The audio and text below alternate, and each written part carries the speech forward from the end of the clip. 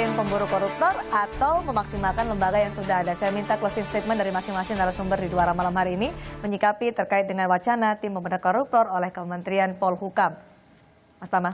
Ya, kalau dari kita dari masyarakat sipil menilai bahwa memang perlu ada upaya-upaya yang dia holistik ya. Nggak bisa kemudian dia sifatnya temporary, kemudian dia hanya sifatnya reaksioner. Ada masalah, dia respon, dia bikin tim, tidak.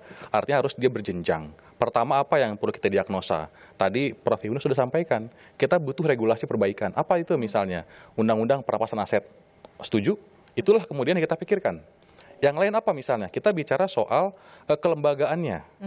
Ada masalah integritas di sana, ada masalah komitmen di sana, ada bicara soal strategi di sana. Bagaimana kemudian upaya-upaya penerapan pencucian uang, penerapan perampasan aset, udah jadi mainstream atau belum? Bagaimana kemudian kita menjawab ada banyak putusan pengadilan yang menyebutkan kerugian negaranya sangat banyak, sangat besar. Bagaimana eksekusinya? Artinya memang ini ada tahapan-tahapan yang perlu dilewati. Walaupun tadi ada perkara-perkara tentu yang sifatnya kasuistis perlu direspon. Contohnya apa? Ada Joko Chandra yang bisa keluar masuk dengan begitu enak. Jadi maksimalkan lembaga saja ya. Pak Ibnu, silakan dari Anda. Betul. Makanya kalau bagian dari reformasi lembaga itu bagian dari suatu evaluasi, ya. Tapi evaluasi yang kita lakukan, yang kita lihat sampai detik ini, rupanya tidak menjadikan harapan masyarakat.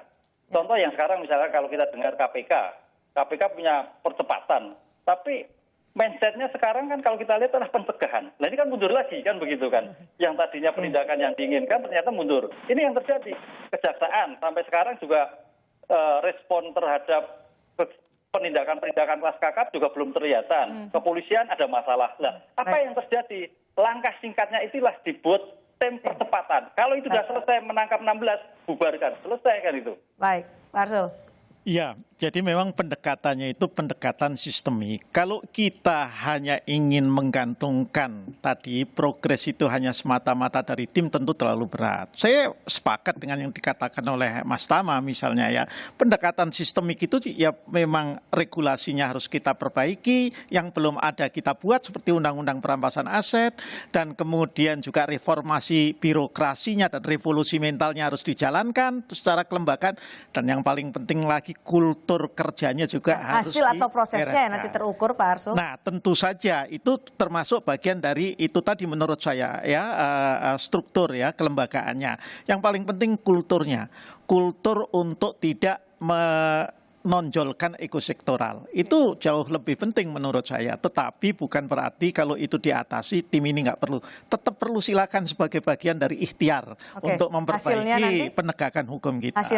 Hasilnya ya siapa yang bisa memastikan, tapi tentu kita harus dorong, kita harus beri optimisme. Mas Ferry, silakan. Ya, sebenarnya ada solusi yang mudah untuk menyelesaikan perburuan terhadap koruptor ini. Bang Arsul tadi sudah menyinggung soal integrated criminal justice system.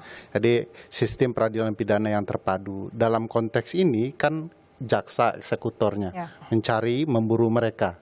Mestinya kemudian setiap jaksa yang menangani perkara yang berkaitan dengan para koruptor yang kabur itu diberikan beban oleh Jaksa Agung atau Menteri Koordinator atau bahkan Presiden untuk segera menemukan, memburu para koruptor itu.